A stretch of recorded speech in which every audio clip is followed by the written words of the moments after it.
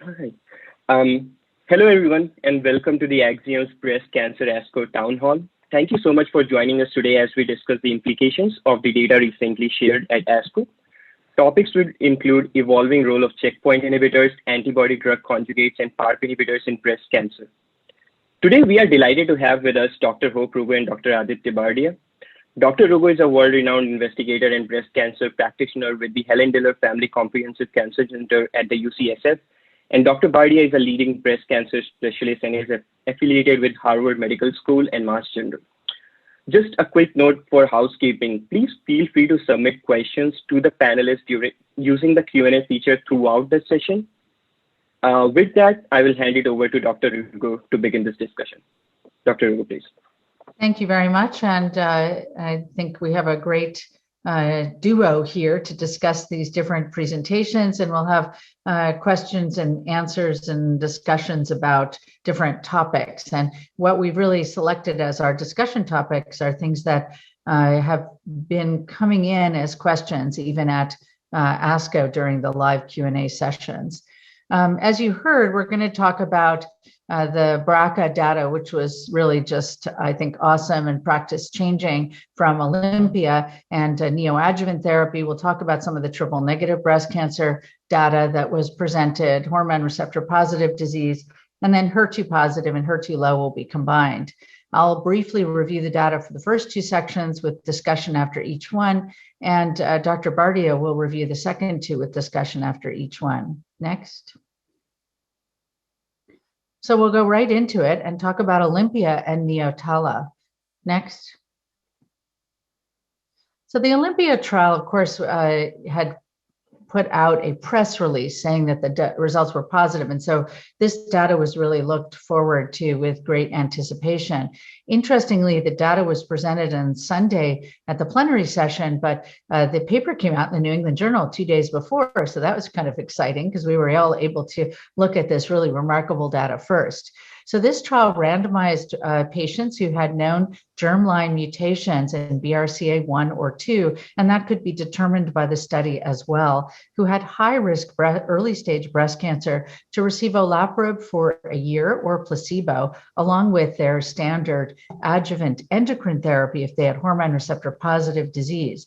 This trial predated the use of capecitabine in patients who failed to achieve a path CR with triple negative disease.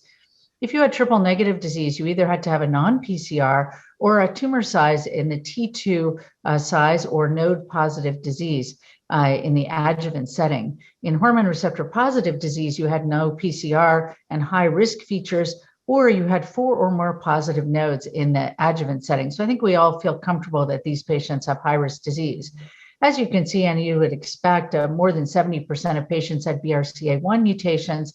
The rest had BRCA2 mutations. And then in terms of the hormone receptor status, I think that's also really important. Triple negative disease was more than 80% of the patients, showing, I think, our concern about the risk in patients who have triple negative breast cancer. There were more premenopausal women, as you would expect, because of the BRCA mutation and early therapy. And about 50% of patients, encouragingly, received neoadjuvant therapy.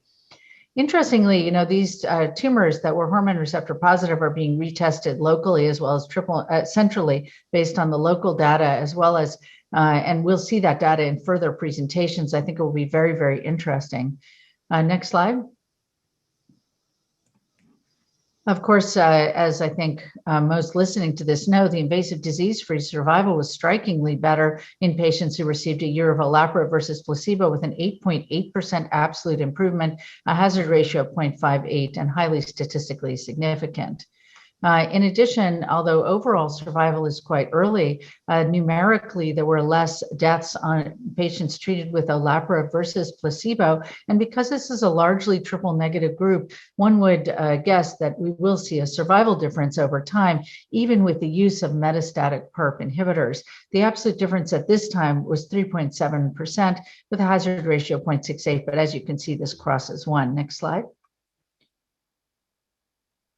And then in subgroup analysis, trying to look to see whether or not there was a patient population who benefited more or less. Remember that most of the patients had BRCA1 mutations and most were triple negative. That's why the boxes are so little here. But it looked like all subgroups benefited, and it was really hard to select out a group of patients who didn't benefit. In patients who received a prior platinum, there will be some clones of cells that are resistant to PARP inhibitors potentially that may have explained this, resistant disease to neoadjuvant platinum, and then PARP inhibitor might not work as well, but we really can't draw that conclusion. It's a 34 patients with an event. It's hard to tell. And then adjuvant or neoadjuvant didn't make a difference in terms of toxicity, exactly what we would expect. The greatest grade 3 or greater toxicity was anemia. Some patients did require transfusion, but the majority of patients who had a transfusion only had one transfusion. That was in the paper. Really encouragingly, there was no increase in the rate of myelodysplasia or AML with 3 years of median follow-up, no increase in pneumonitis, and no increase in primary malignancies. And this is really what we needed to see with the efficacy to know that it was safe. And of course, there'll be longer follow-up on this. Next slide. And then, after this very exciting presentation, there was credit given to one of the chairs of the steering committee who died of breast cancer, who made a huge impact on this study and in work in breast cancer overall. So I think it was just a tremendous presentation, and it is really practice-changing data. We'll talk about a little bit more.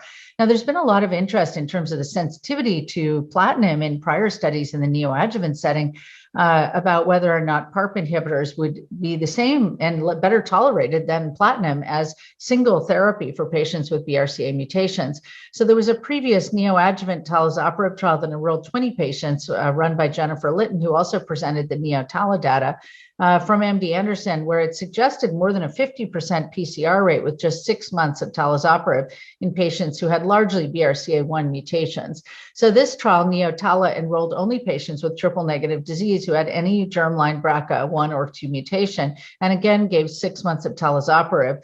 And the primary endpoint was PCR. And what you can see is 100% of the patients out of the 61 enrolled had triple negative breast cancer, 79% had a BRCA1 mutation, and the majority of patients had stage 1 or 2 disease.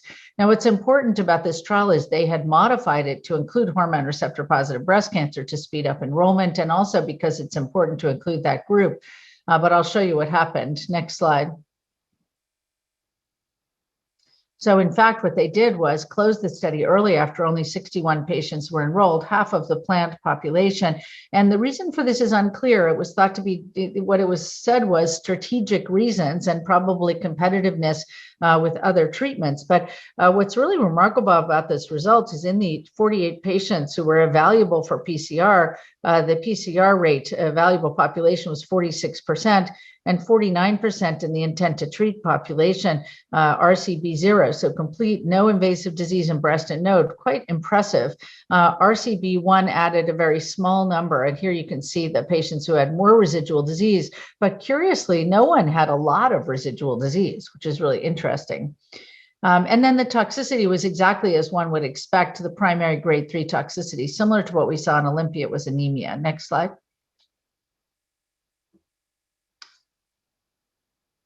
So I think that, to me, it was, I think, really sad that the neotala trial was closed early. And this, to me, offers such an opportunity to treat patients with a single drug that is relatively well tolerated and no chemotherapy and doesn't appear to cause leukemia, importantly. But Olympia, of course, overshadowed this. So let's start just talking about Olympia. Aditya, how would you incorporate olaparib into your practice?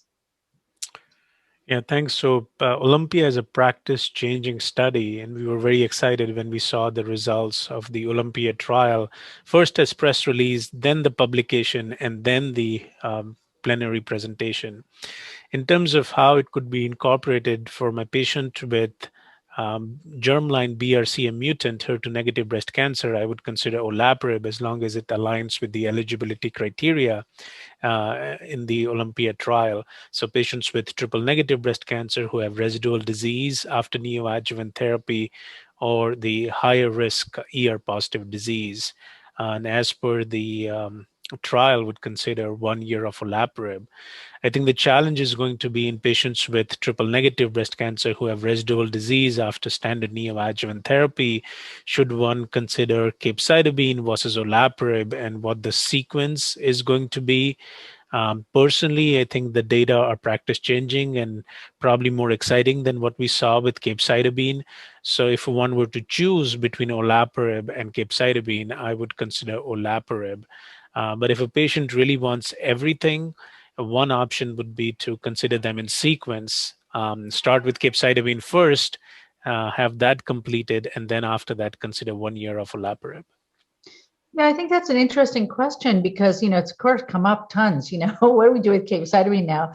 But, at the same meeting in a presentation we won't discuss and don't have time today, the ECOG trial presented by Ingrid Mayer showed that not only was there no benefit to using a platinum compared to capecitabine in patients with residual disease who had basal-like triple negative breast cancer, but also that the outcome was really poor compared to what we would have liked to have seen with CAPE. I think that it was just in the 40s in terms of the event-free survival rate in patients who were treated with either capecitabine or largely carboplatin. That kind of influenced me a little bit to think that I might use olaparib before CAPE. And if I was using it sequentially, I'd probably give the year of olaparib first because that was better data. And then in the hormone receptor positive group, how would you sequence it? What do you think about that in terms of the ECOG data? But also, how would you sequence the high-risk patients with abema and olaparib? It's hard not to give abema if you had tons of cancer, multiple positive nodes. Obviously, we're waiting for more data and, of course, regulatory approval. But I was thinking I might give olaparib for a year and then give abemaciclib in my highest risk hormone receptor positive disease, these lobular cancer patients with 15 positive nodes. What do you think? Yeah, I agree as well. I think it would be tough to give 2 years of abemaciclib and then after that give olaparib. That just seems too far off as far as olaparib is concerned. So I would rather use 1 year of olaparib and then 2 years of abemaciclib. And we really don't know what's the best timing as far as the use of a CDK4/6 inhibitor is concerned. And maybe a year after surgery might be a reasonable time to consider abemaciclib. So I fully agree. I would start with olaparib and then consider abemaciclib.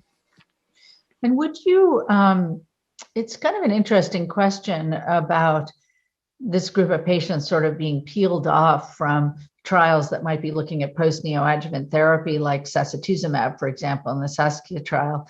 But I think we probably will preferentially treat them with olaparib because it's so targeted unless they're really resistant to platinum already, But could we expand that group at all? Would you use like a PALB2 germline mutation from Nadine Tung's data? What about I actually don't know what the incidence of somatic BRCA mutations are in patients who haven't had any treatment in the early stage setting. I don't know we've even looked at it. Yeah, in the TCGA, the incidence of somatic BRCA mutation was on the lower side, I think 3% or so. So not very high. Definitely it's higher in the metastatic setting.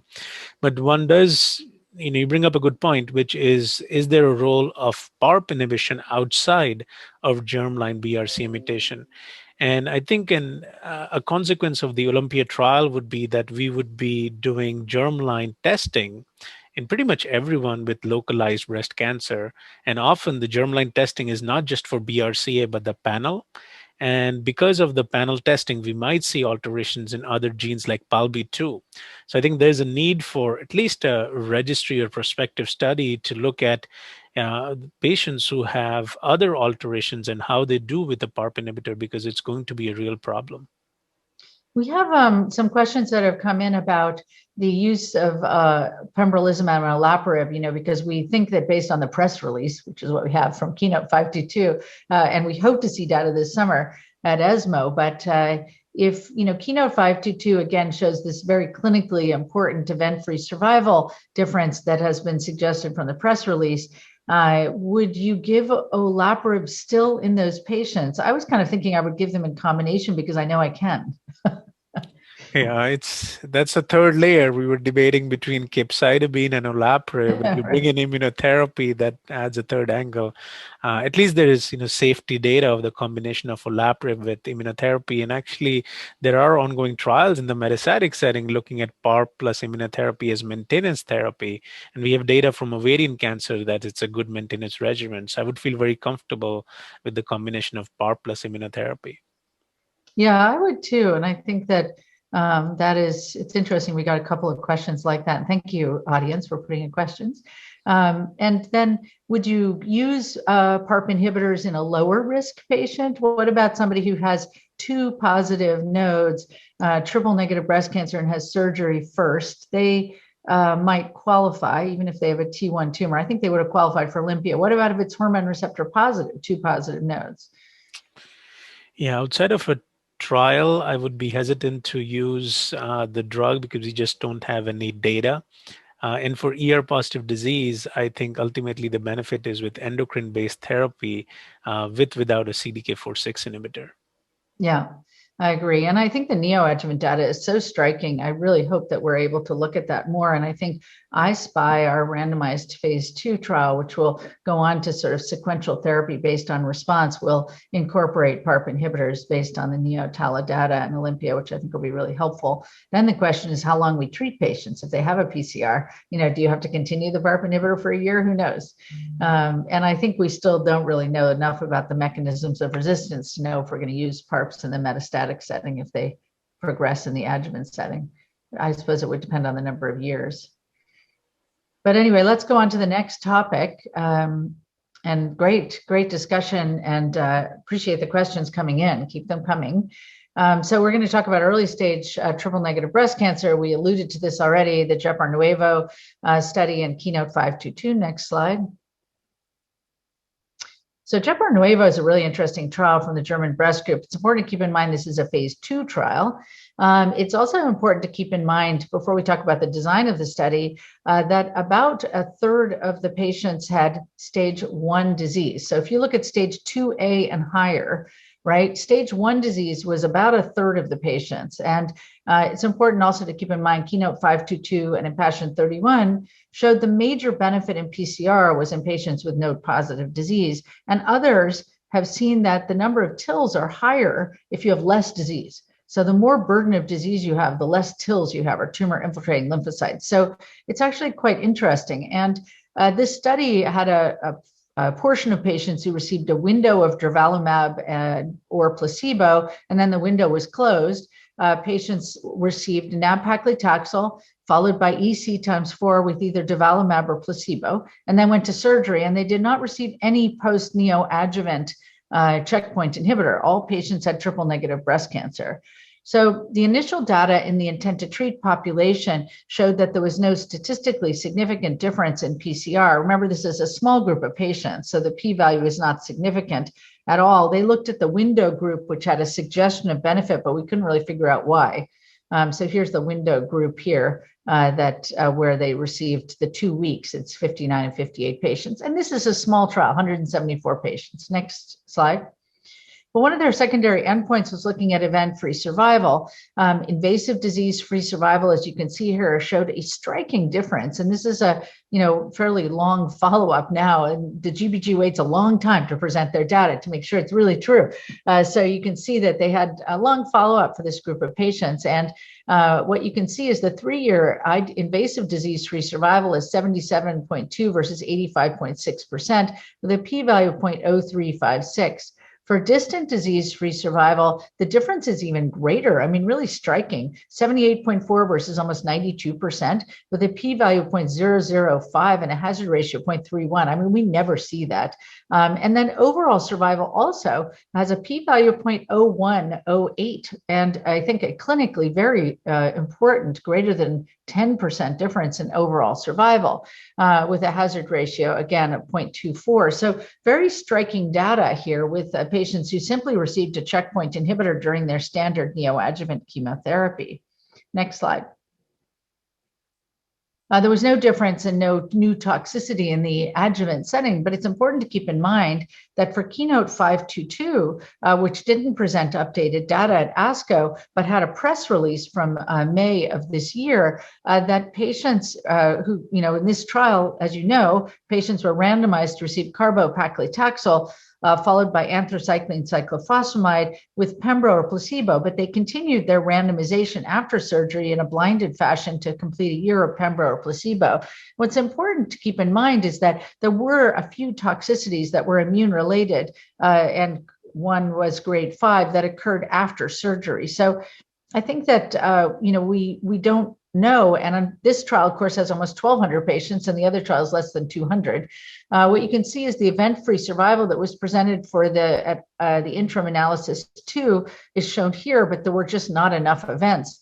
And the ODAC meeting in February of this year, it was felt that really we should wait for the event-free survival, and the FDA cleverly thought that we would have EFS data in the not too distant future in this high risk group of patients. And in fact, by press release, there was a statistically significant and clinically meaningful improvement in EFS.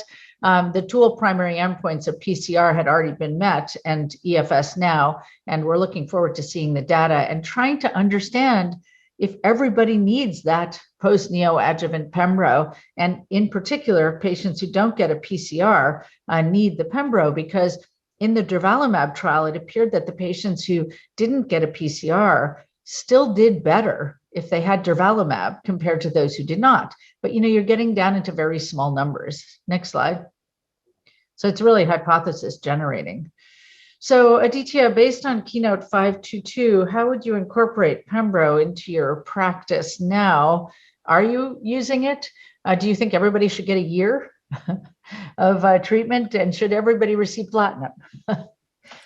All good questions. I think the bottom line is that the excitement is there regarding immunotherapy in the neoadjuvant setting. With the ODAC, there was a question mark about the role of immunotherapy in the neoadjuvant setting, but after the press release and now seeing data with Gopar-Nivo, it just gives additional confidence that neoadjuvant immunotherapy does have value. I think the other instructive point is that we know that PCR is associated with improvement in disease-free survival. It's a good surrogate marker, but all the studies pretty much were done with the chemotherapy. And these are the initial studies which have looked at neoadjuvant immunotherapy, and maybe in the immunotherapy setting, PCR is probably not the best surrogate endpoint. There could still be value with immunotherapy in patients who have residual disease. Because if you look at the amount of improvement in PCR that was seen in Gopar-Nivo, it was not that significant, but to see an improvement in survival is very instructive. So we need additional studies that look at this question of the surrogacy of PCR in the neoadjuvant immunotherapy era. As far as the use of immunotherapy is concerned, definitely for patients with high-risk disease or lymph node positive disease, immunotherapy needs to be considered. And off-label, we have used it in young patients who have lymph node positive disease, where you're really worried that they would have disease recurrence. And there's only one shot at the goal, if you will, in terms of preventing recurrence. And so we've used neoadjuvant immunotherapy in that setting.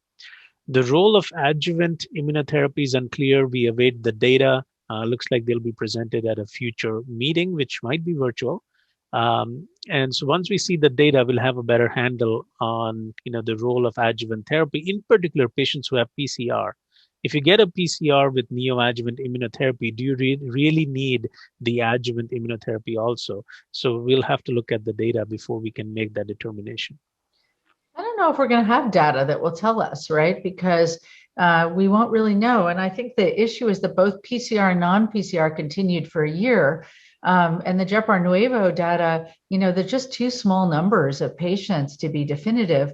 I think it does encourage us that if patients have toxicity, immune toxicity, that you could stop treatment and that you still would have gotten benefit based on Gopar-Nivo. And I think it's also going to be interesting to see what happens to the PCR patients. Do they do better if they get immunotherapy versus not? And in the post-neoadjuvant setting. So that will also be very, very helpful, I think, information. And I agree with you. I mean, early recognition of toxicity and managing it, I think will prevent the few mortalities that we're seeing in Keynote 522, which of course was a huge trial.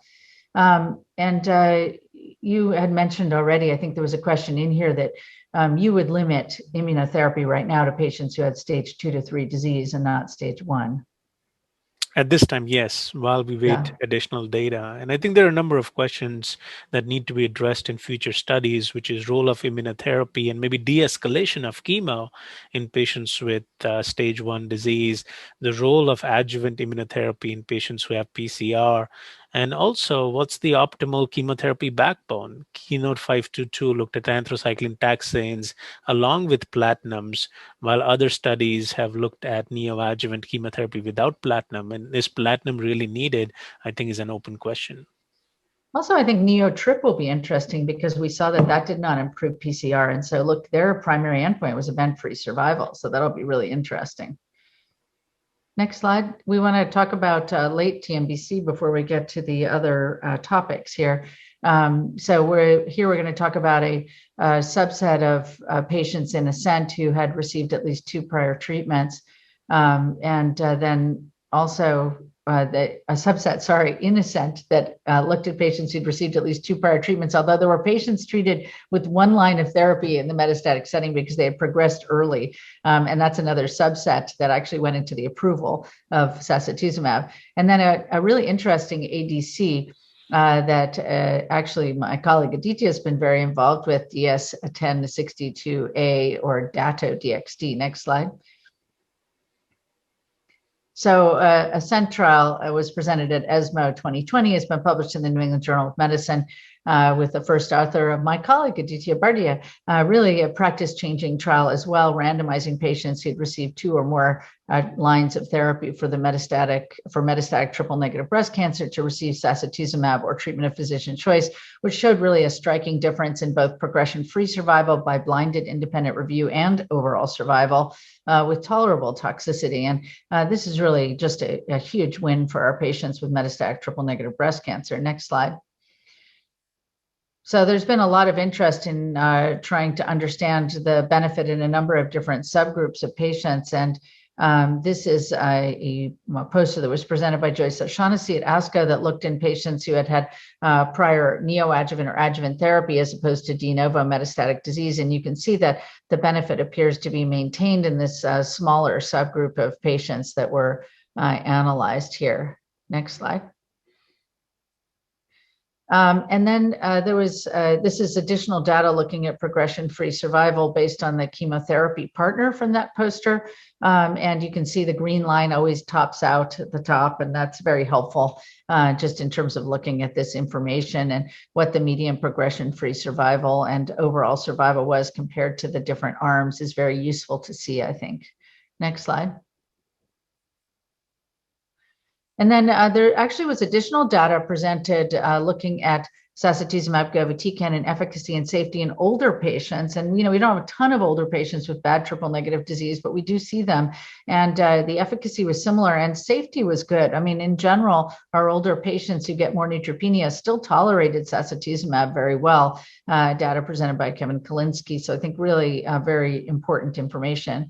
And then here's this other one from Dato-DXd or Datopotamab, which you really have to work on saying. So this is a TROP2 directed antibody conjugate. And instead of having the SN38, the metabolite of irinotecan, it has the exatecan derivative deruxtecan that's used in trastuzumab deruxtecan. So this is a phase 1 evaluation of patients who had triple negative breast cancer. 24 patients were evaluated and treatment is ongoing in 75%.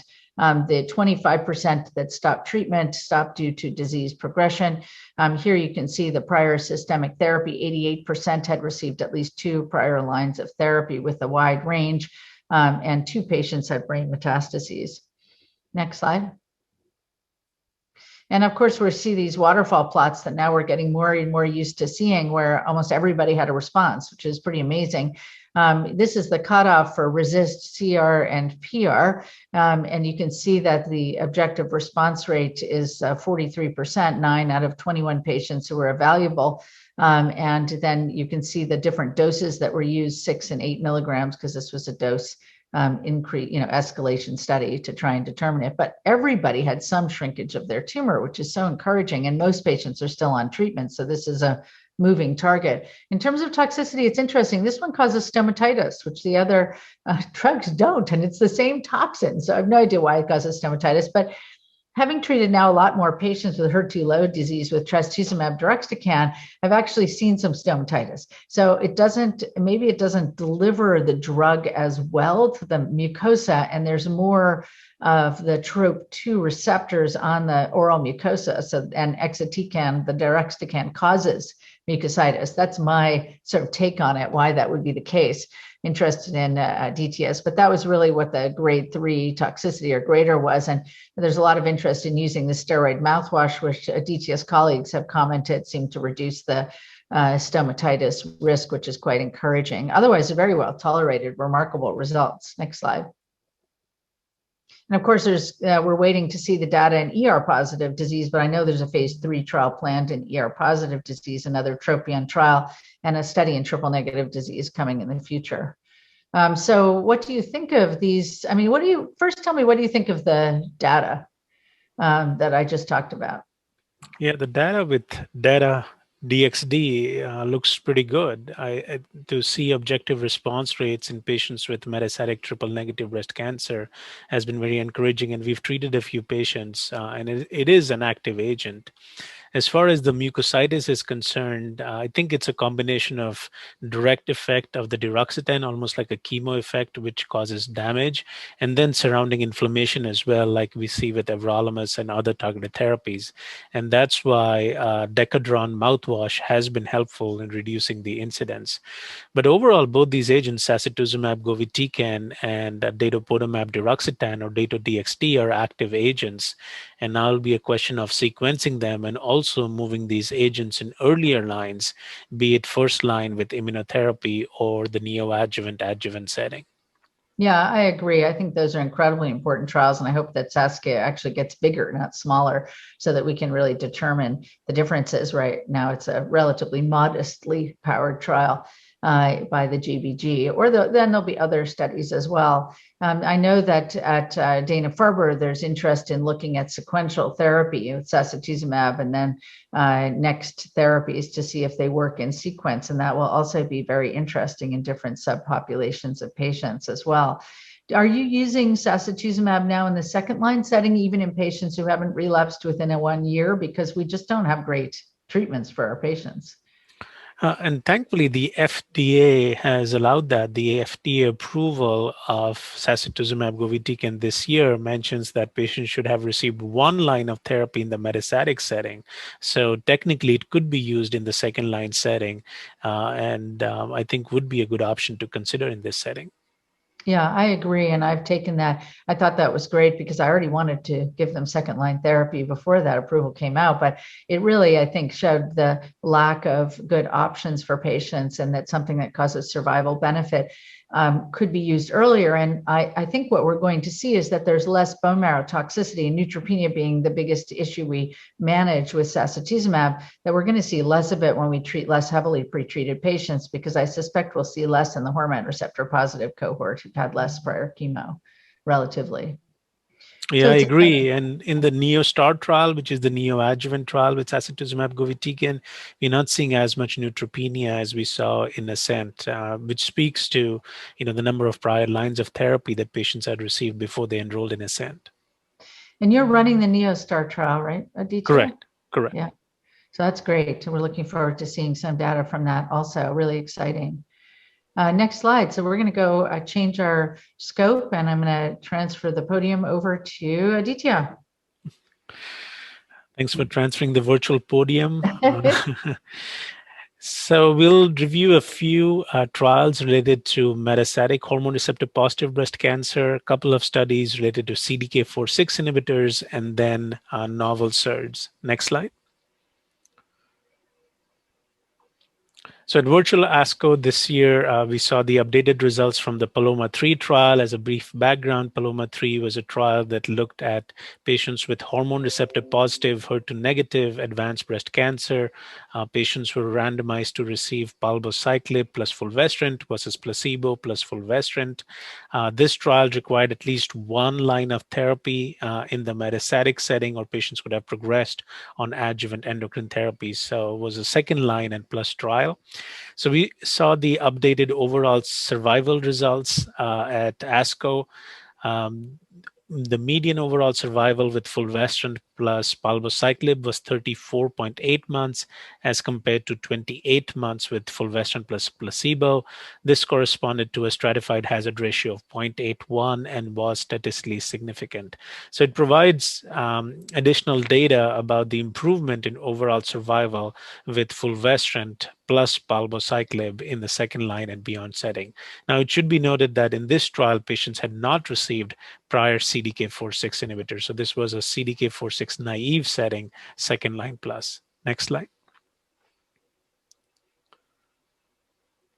We also saw the updated results from Mona Lisa 3, which was a bit similar to Paloma 3 in the sense that it looked at fulvestrant plus a CDK4/6 inhibitor, ribociclib in this setting versus fulvestrant plus placebo in the second line setting, but was different from Paloma 3 in the sense that it also allowed first line. So it was a trial that was essentially first, second line with a CDK4/6 inhibitor plus fulvestrant versus fulvestrant plus placebo. Overall, this trial showed an improvement in progression-free survival. At ASCO, we saw updated results of overall survival, and there was an improvement in overall survival as well. Fulvestrant plus ribociclib had a median overall survival of 53.7 months. So we're getting close to the 5-year mark in terms of median overall survival versus 41.5 months with fulvestrant plus placebo. There were no additional safety signals that were observed. Next slide. And we also saw a number of abstracts and posters, as well as poster discussions related to various novel SERDs. There are two in particular that I want to highlight. The first one is amcenestrant. We saw the results from amcenestrant plus palbociclib, so oral SERD plus a CDK4/6 inhibitor, results from phase 1, phase 2 trial in patients who had received prior therapies, an objective response rate of 34.3%. And while we should do historical comparisons with caution, if we were to compare this with Paloma 3, the objective response rate was much higher. But again, the caveat is that this was not a randomized trial. The other SERD is giredestrant. It's also an oral SERD, and we saw the results from the dose escalation and dose expansion. Patients received various doses, 10, 30, and 100 milligrams. We saw the results of 30 milligram cohort, objective response rate as a single agent of 15%, and stable disease 37%. There are a number of ongoing studies that have built on this phase 1 trial. So there are two large randomized phase 3 trials in the first line setting looking at combination of oral SERD plus palbociclib versus AI plus palbociclib. So AMERA-05 is looking at amcenestrant plus palbociclib versus AI palbociclib, and Persevera is looking at giredestrant plus palbociclib versus AI palbociclib. There are also trials in the second and third line setting as monotherapy. AMERA-3 is looking at amcenestrant versus endocrine therapy of physician's choice in the second, third line setting, has completed enrollment. We should be hearing about the results soon. And for giredestrant, we have the Accelera trial, similar to AMERA-03, looking at giredestrant versus endocrine therapy of physician's choice in the second and third line setting. So the jury is still out. We'll be hearing more related to oral SERDs in the metastatic setting, and in the future, neoadjuvant, adjuvant setting as well. In terms of other agents, H3B6545 is a SERCA. It has a slightly different mechanism of action than these oral SERDs in the sense that it's a selective ER covalent antagonist. So the mechanism by which it works is different. At ASCO, we saw the results from the phase 1 trial with patients treated at 450 milligrams, 72 patients with an objective response rate of 17%. Now, this was a heavily pretreated population, 3 median lines of therapy, and 85% had received prior CDK4/6. A unique side effect of H3B is bradycardia, and 34% of patients had grade 1 sinus bradycardia in this study and 5% grade 2 bradycardia. And then finally, talking about other targeted therapies that don't target ER but target a cousin AR. We saw the results of enbosarm, which is an oral selective androgen receptor agonist, not an antagonist, but an agonist. And the idea being that by engaging AR, it takes away the cofactors away from ER and thus is able to inhibit ER positive breast cancer. So phase 2 study with 2 cohorts, patients had received 3 median lines of therapy. Objective response rate varied based on the level of expression of AR. Looking at patients who had more than 40% AR expression, the response rate was 48% as opposed to 0% in patients who had less than 40% expression of AR. So there might be some activity with this agent, particularly in this high AR positive, ER positive disease, and we need additional evaluation. Next slide. So maybe I'll open this up and would like to get your input, Hope, in terms of where do you think the role of oral SERDs would fit in, be it the metastatic setting or the adjuvant setting, and do you anticipate in the future they could actually replace AI and fulvestrant? Well, it's a broad question. I think the efficacy of these drugs in the phase 1 setting is quite impressive, I think. In patients who have resistance to multiple different endocrine options, AIs and fulvestrant. I think that in order to replace them, you'd have to see a survival benefit to replace an AI. I think that, they're obviously going to be much more expensive than AIs to start out with. I think the ability to replace fulvestrant is much greater because fulvestrant, is an injection and you have to come to the center. So there's both pain and inconvenience resulting, and they may be superior to fulvestrant, some maybe.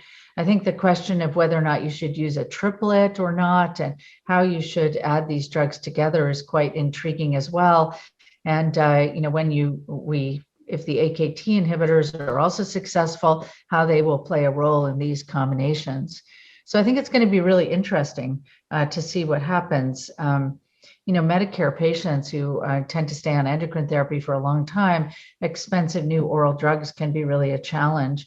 On the other hand, I think they are set to show efficacy, and there are more even that aren't on that list. I think the Lilly drug is in early EMBER trials, and that one also will be in phase 3 trials. So there's going to be a lot of drugs out there tested in different ways. We hope to hear, I think, data from the Emerald trial, right, in the next year or so.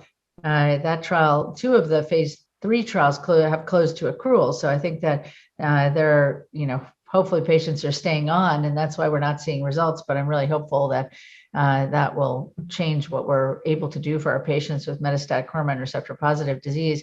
I see the adjuvant use is really complicated. I think if you're intolerant to an aromatase inhibitor, it may be a good option, but you're going to have to follow these people for a long time to be able to see a difference. So I don't know how those trials will be powered for approval in the early stage setting. That's what really led to the fact that fulvestrant wasn't studied in the early stage setting. It's like, by the time it got approved, they had to change the dose. So that was a little different, but doing a big adjuvant trial is hard. I think what would be really cool in these studies, and what's I think is planned, is that you might look at the patients who are at highest risk for relapse by cell-free DNA and treat those patients and try and see if that would be a registration strategy, or maybe take the patients who are going to take abemaciclib and use the oral SERD in that group. Obviously, we need approval of abemaciclib.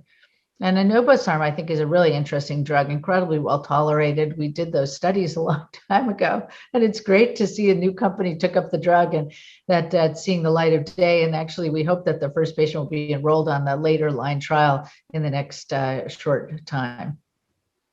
Very interesting target with androgen receptor, and hopefully they'll continue to generate positive results, because it opens a new door, a new field in terms of targeting ER positive breast cancer.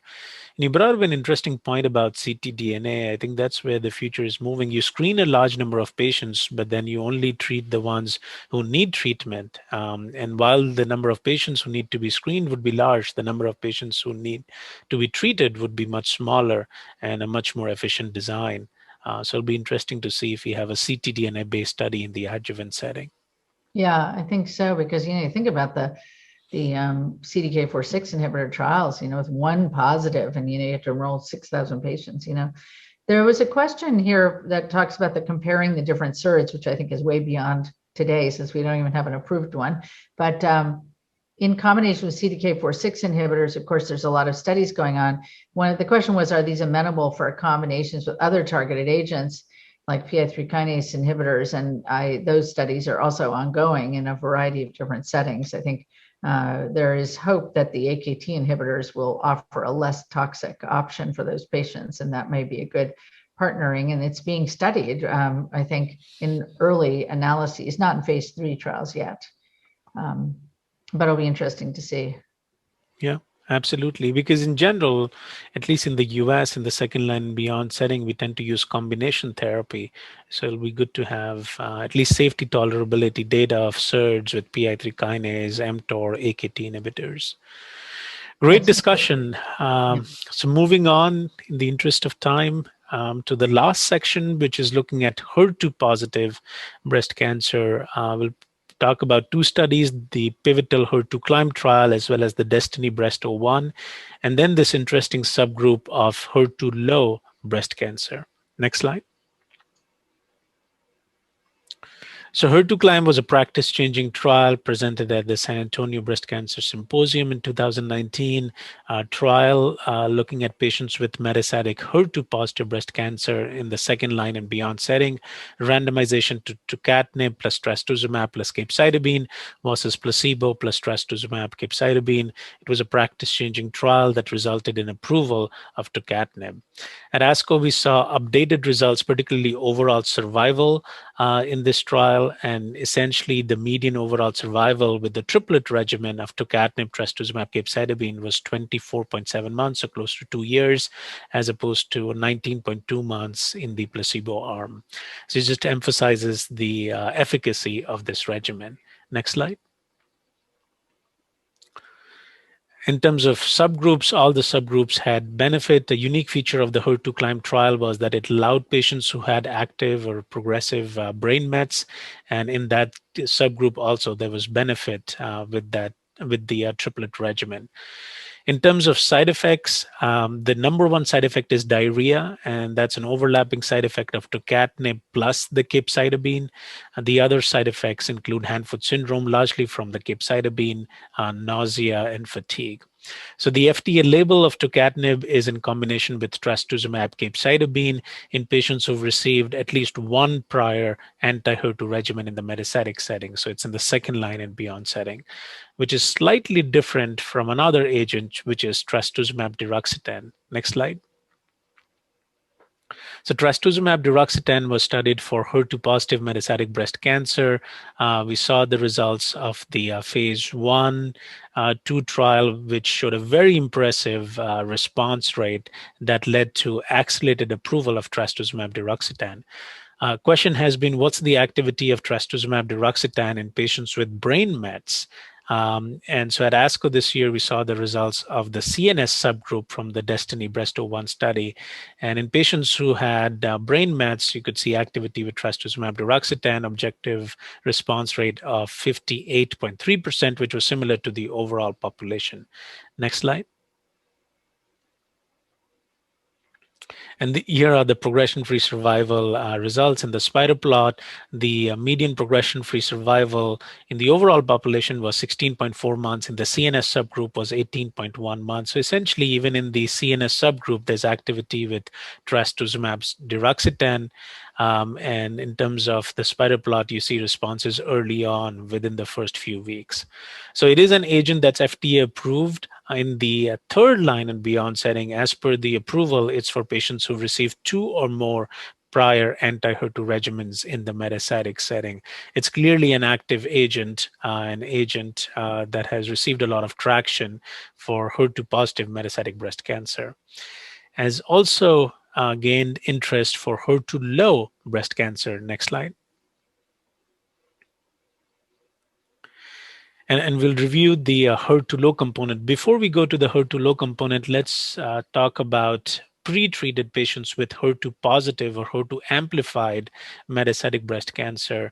Now that we have multiple agents, tucatinib, trastuzumab deruxtecan, margetuximab, neratinib, TDM1, how do we sequence these agents? Hope, can you guide us through your algorithm in terms of how you treat pre-treated patients with HER2 positive metastatic breast cancer?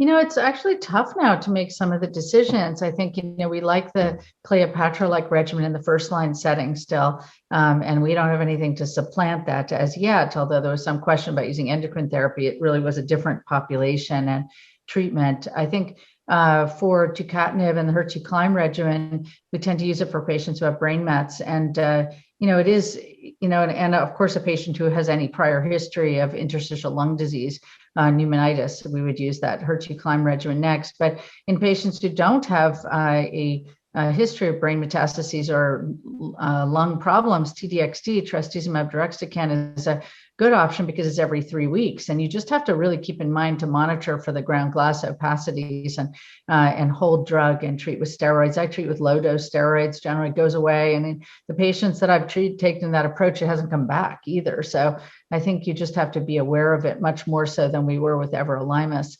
And then I think margetuximab and neratinib are late line therapies. We don't know what neratinib will do after tucatinib, but we do know that margetuximab can retain some efficacy in the late line setting. There's a lot of interest in looking at margetuximab in patients who have an IgG-Fc gamma receptor with the F genotype, and that's being studied in a neoadjuvant trial, of course, out of Boston. So that'll be really fascinating. But that's really the way I take it. I think one of the questions is, do you give tucatinib before TDM1 in a patient with brain mets? But TDM1 has some efficacy in that setting as well. So I still feel comfortable giving TDM1 first. We're looking at data with TDM1 and tucatinib. So I think that may change what we do in the future in that HER2 climb additional study. Yeah, that'll be fascinating, looking at TDM1 plus tucatinib. Nice preclinical data, and could be a nice second-line regimen where TDM1 is being considered. Great. Moving on to now HER2 low breast cancer. Next slide. So if we talk about the algorithm of how HER2 testing is done, HER2 testing is done by an IHC assay. HER2 positive is defined as tumors that have IHC 3+, which is defined as circumferential membrane staining that is complete, intense, and more than 10% of tumor cells. And then HER2 negative is defined as no staining in the cells or membrane staining that's incomplete, faint, and less than 10% of tumor cells. And then everything in between is HER2 low, which is IHC 1+, 2+. Next slide. So at ASCO, we saw the results from 2 different assays, the Ventana assay as well as the HERCEPT test assay, looking at the HER2 expression. The background is that HERCEPT test and Ventana, they are the 2 most commonly used HER2 IHC in vitro diagnostics in the US. So the study asked the question, can we compare the performance of these assays and look at concordance? The data set was a real world data set looking at 3,750 consecutive samples from December 2018 to April 2020 using the Ventana assay, and then comparison with the HERCEPT. IHC 0 was defined as HER2 negative. IHC 1 plus 2 plus FISH unamplified was defined as HER2 low, and then IHC 3 plus with IHC or IHC 2 plus with FISH amplification was defined as HER2 positive. So the standard HER2 definitions. Next slide. So the bottom line was there was decent degree of concordance between the two assays. In 73.2% of samples, there was agreement between these two assays. But in a decent subset, so that's 1/4 of samples, there was lack of concordance between these two assays. And in particular, the Ventana assay tended to classify patients into higher HER2 categories than the Hercept assay. So if you look at one column, which is the column where patients had HER2 0 by the Hercept assay, 21.6% of those patients were classified as HER2 low based on the Ventana assay. So there is some lack of concordance between these two assays, and it appears that the Ventana assay tends to classify patients into higher HER2 categories than the Hercept assay. And this has important implications. Next slide. Because there are ongoing studies looking at agents such as trastuzumab deruxtecan for HER2-low breast cancer. For example, the Destiny Breast 04 study is looking at patients with HER2-low breast cancer defined as IHC 1 plus or 2 plus FISH negative, and randomization to trastuzumab deruxtecan versus physician therapy of choice, capecitabine, eribulin, gemcitabine, paclitaxel, nab-paclitaxel, pretty much all possible chemotherapy options. So it brings this question of what should be the best HER2 test to consider. Should it be the Ventana assay? Should it be the Hercept assay? And very similar to the PD-1 field, we'll have to look at these various different assays and try to define what would be the best assay as we delve deeper into this HER2 low category. Next slide. So questions, I would be curious to hear from you, Hope. What do you think about this HER2 low category and these various assays? I don't know. I have the sense that HER2 low may be somewhat invented, and that there's a different marker that's really telling us who benefits from a HER2 targeted ADC who does not have HER2 amplified disease. That it may not be having minimal expression of HER2, that the IHC assays are not all that great to begin with.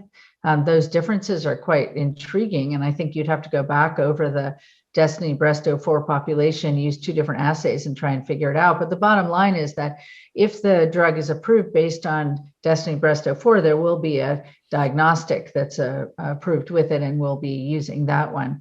Then, we've spent the last, whatever it is, 20 years talking about how to test for HER2. So why would this be any different? It's just uncertain. But I wonder if there's a population of HER2 zeros that really have some HER2 expression. And maybe it's just like if you get a really bad chemotherapy resistant triple negative breast cancer population, that those patients don't respond. And that's where the sort of idea of excluding those patients came from. So I think that will be a next step after they have approval in HER2 low, and to try and figure that out. And Kevin Pooney asked if there was evidence of a lower proportion of HER2 low and triple negative disease compared with hormone receptor positive HER2 negative disease. And yes, I think, true basal-like disease is generally HER2 zero, mostly. So I think that we see more of this in the hormone receptor positive group, and the HER2 low study capped the number of patients with triple negative disease to try and avoid, I guess, really a population of patients with more chemotherapy resistant disease. Do you think, Aditya, that we should be biopsying patients in the metastatic setting versus not using the archival sample in order to decide HER2 low? Because there was data presented at ESMO Breast that looked at discordance between early and metastatic setting.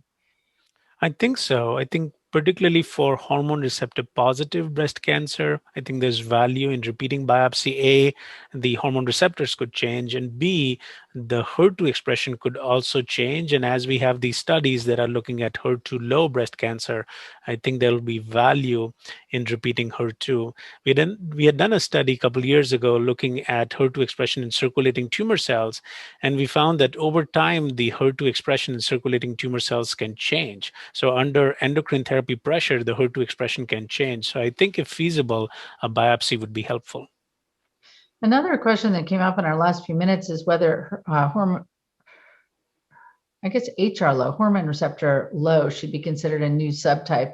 And this is actually a really big question. It was a question at St. Gallen too. And at the St. Gallen before this one that was live, I gave a talk on the, do patients who have an ER of less than 10%, are they really hormone receptor positive? And it's interesting. If you look at less than 5%, 80% are basal.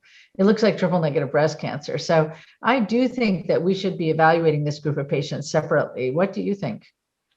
I agree, and especially as we have a separate paradigm for treatment of triple negative breast cancer, be it immunotherapy or other agents, we do not want to deny patients who would derive benefit from these therapies.